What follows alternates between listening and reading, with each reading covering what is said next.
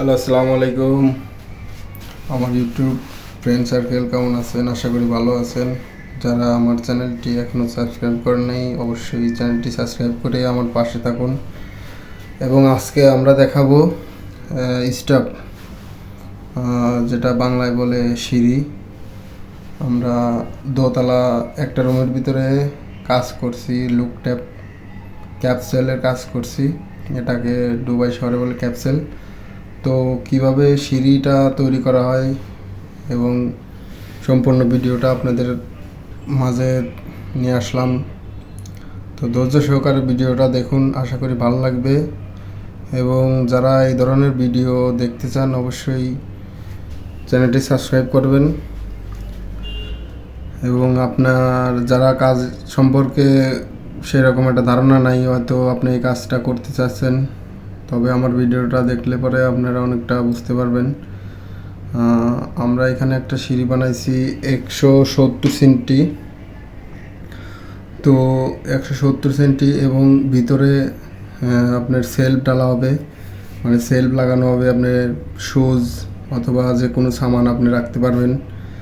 এইখানে বসে আমরা লাগাচ্ছি কিলাম দিচ্ছে, যে স্ক্রু মারা একটু সমস্যা,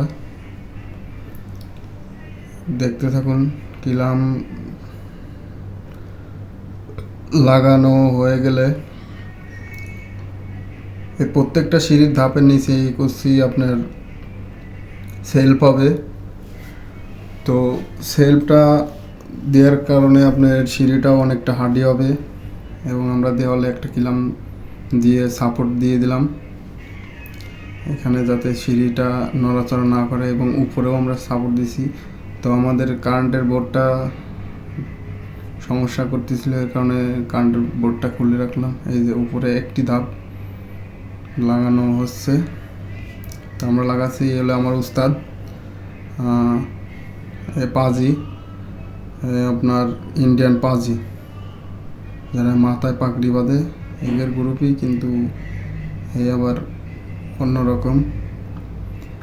দুবাই কাজ করে প্রায় 20 বছর ধরে।